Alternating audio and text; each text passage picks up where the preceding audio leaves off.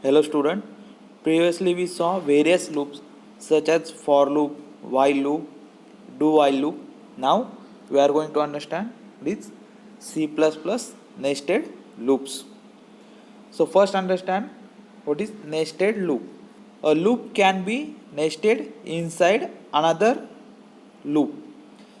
As shown in this diagram, here we mention a for loop, and inside that for loop again we mention a one for loop. So this is the first for loop and this is the second for loop. So you can mention the nested loops inside various loops. So C++ allow at least 256 levels of nesting. Okay, so up to 256 level तक you can provide the nesting. मतलब ऐसे 256 loop it can execute C++.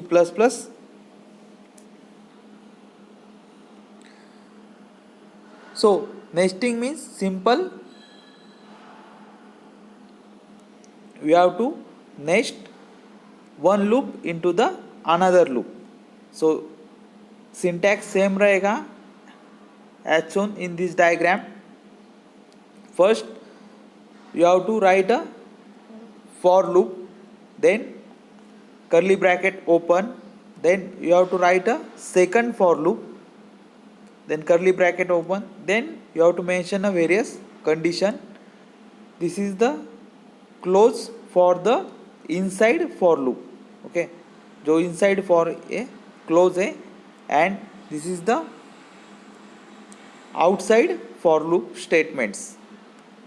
So depend on requirement you can add your statement here or the in between this for the first for loop, and second for loop you have to give statement in between this curly bracket. Okay, this is the nested for loop for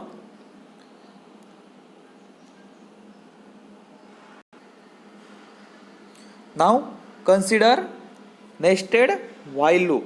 Again, in nested while loop we are nesting a while loop one into the another. So you have to mention a while loop syntax, then condition, then inside another for loop, then statements.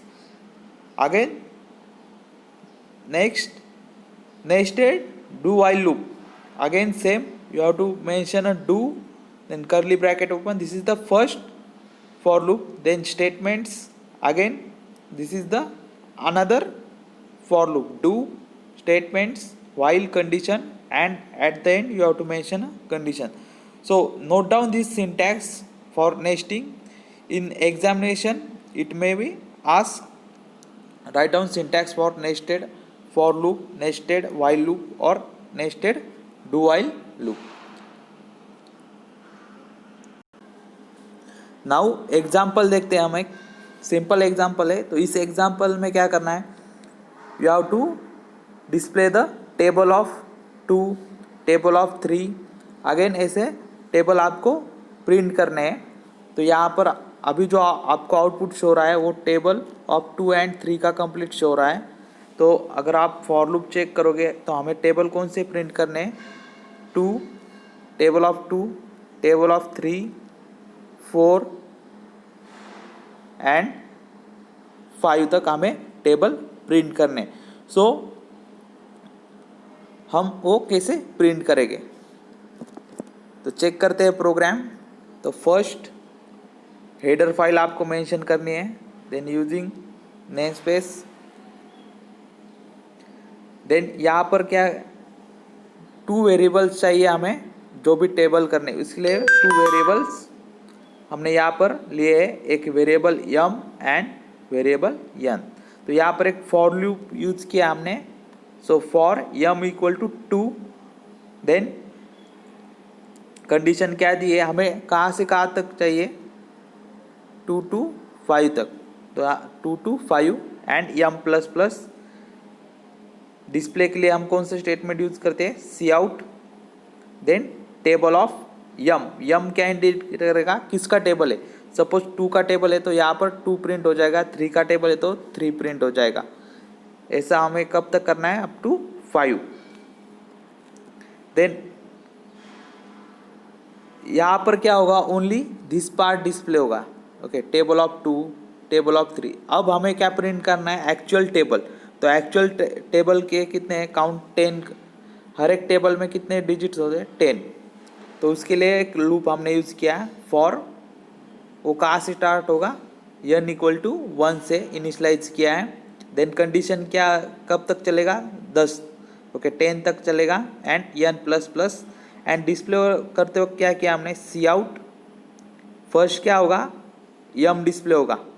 यम क्या है, किसका table है। Suppose 2 का table है तो 2 display होगा।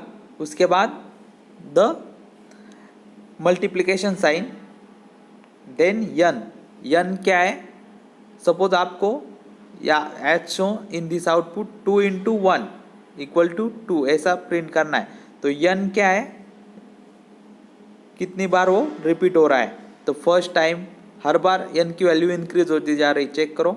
First time 1 थी, then 2, 3, 4, n की वैल्यू फर्स्ट किसकी वैल्यू है, ये वैल्यू किसकी है, यम की वैल्यू है। एंड जो 1, 2, 3, 4, 5, 6 ये वैल्यू किसकी है, ये n की वैल्यू है। तो n की वैल्यू डिस्प्ले होगी, then equal to sign, then equal to sign. And result हमें क्या करना है, टेबल क्रिएट करना है। तो यम इंटू यन, तो यहाँ पर अगर फर्स्ट 2 प्रिंट होगा, देन 4, 6, 8, 10, 12, 14, 16, 18, 20। तो ये फर्स्ट 10 रन होगा फॉर लूप। उसके बाद क्या होगा, अगेन यम की वैल्यू अब प्रीवियसली 2 थी, अब यम की वैल्यू क्या हो जाएगी, 3 हो जाएगी।